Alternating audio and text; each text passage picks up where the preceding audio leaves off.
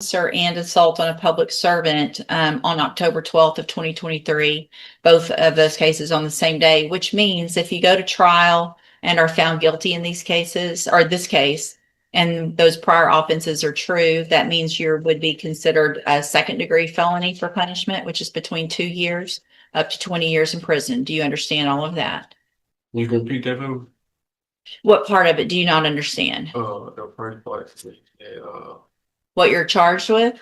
the part where you said. So here's the thing. You're charged with obstruction or retaliation. Correct. The offense date is March 8th of 2026. Correct. And that's a third-degree felony. Correct. The indictment also shows me that you were already convicted of 2 other felonies on the same day. What that means is if those are true, or at least one of them is true, it would enhance your punishment in this case to a second-degree felony, which means if you go to trial, you're found guilty, the range of punishment is between 2 years and up to 20 years instead of 2 to 10. Do you understand? Sure. What it says is if you convicted, if you catch the case, 2 of the cases at the same time, then that would be consist of the enhancement. If you put both of those charges at the same time, I didn't catch those charges at the same time, even though I was convicted at the same time because they ran the CC. Here's the thing. It only matters on one of them, right? Because the fact that they were run CC is what makes this enhanced by 1 instead of turning it into a habitual. So I'm only counting it like it's 1, right? So let's just assume you have 1 prior conviction. It doesn't matter if you have 1 or 2 or 14 from the same day, the same conviction day. It only will enhance this 1 level, which means from a third degree to a second degree, just like I said. Make sense?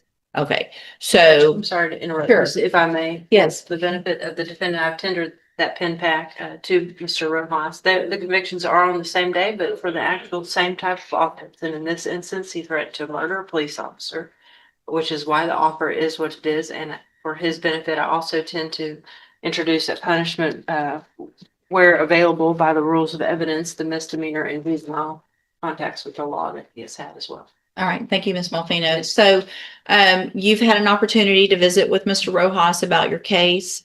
And Mr. Rojas, do y'all have an announcement? Judge, I was speaking with Mr. Larzo yesterday. I think his intention is to come here this morning and ask for a new lawyer. I explained to him the way to get a new lawyer is to reject the offer and set it for trial, because I think that was originally his intention. He, however, didn't want to sign any paperwork with me. Because I haven't got an offer. You haven't gave me an offer. You said 5-year cap. I don't know what that is. That's not an offer.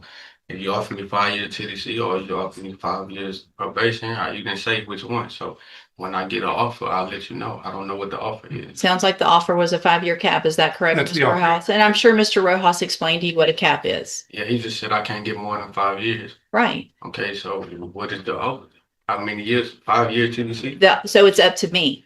So if you sign for a cap, and I'm sure Mr. Rojas explained this to you, it's a way for you to try to come to me and say, give me less than 5. I could give you 5, 4, 3, 2, or I could consider probation. It would all depend on the information that I received at a sentencing hearing. But if I follow the agreement, I couldn't give you more than 5. So it's something where it's not for sure. You have an opportunity to ask for something within that range. Does I'm that trying to tell me this today. what? I would like to take care of this today. Well, talk to your attorney and listen to what he has to say. And if y'all want to take care of it today, then there's some paperwork that you have to go over with and sign, and then we'll go forward. All right. You can go back with the bailiff. All right, Mr. Larzo, what's going on? Well, I'm going ahead. I want to request a new lawyer. He's not representative. Here's the thing. You don't get to do that. So here's where we are. Mr. Rojas is a great lawyer. He's not just because Can I he's speak? nope, not while I'm talking. I already gave you an opportunity earlier, and I'm going to give you an opportunity in a minute, but I want you to listen carefully to what I have to say first. Okay. Mr. Rojas is telling you what the district attorney's office is offering. You don't have to like it. It doesn't mean he's a bad attorney. And another attorney that you have made would change. No, it will only go up. So you're where you are. So either you accept that offer or we set your case for trial. Once your case is set for, hang on, I want a new lawyer. I don't, hold on. I Understand, but listen, want to let me speak, man. Please, can I speak? Please? I'm going to let you speak, but I'm going to give you what your options are, okay? I just want, all I want is a effect. What I'm saying, you trying to say trial, this and that. I haven't even seen my discovery evidence. You saying he's a good lawyer, but he haven't even shown me no evidence. So on my case, how can you speak and say he already told me the other day that he working for the DA? He I'm already said, sure when I said you haven't, he have not one asked me what happened. He haven't even got my side of the story. Have you got my side of the story? Have I told you what happened in this case?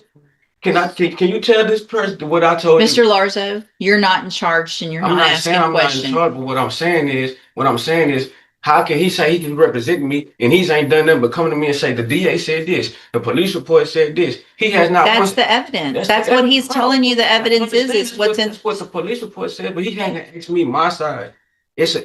And here's the thing, your side is important if you're going to, if you didn't do it, what his job is to tell you this is the evidence they have against you.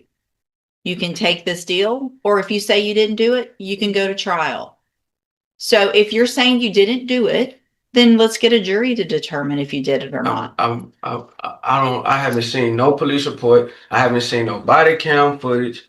I haven't seen no evidence to where I can tell you if I'm ready to go to trial. Is there media in this Judge, case? if, as Mr. Rojas does in every case, he has requested and reviewed the discovery well in advance. Do you want, let's do this. Do you have some media? Judge, I have requested the media. What I told Mr. Larzo yesterday when he told me he wanted to watch the video, I told him we could reset the date to look at the video. He just said he didn't want to do that. He just wanted to come in and ask for a new lawyer. I want to because you now represent me effectively. You come to me and tell me the DA said this. Mr. Larzo, he's just said that yesterday he would bring the video. Don't talk over me. He would bring the video for you to watch. I'm going to reset your case for 2 weeks. He's going to bring the information. You can watch it and you can make your decision. The offer is what the offer is. The DA's already said that.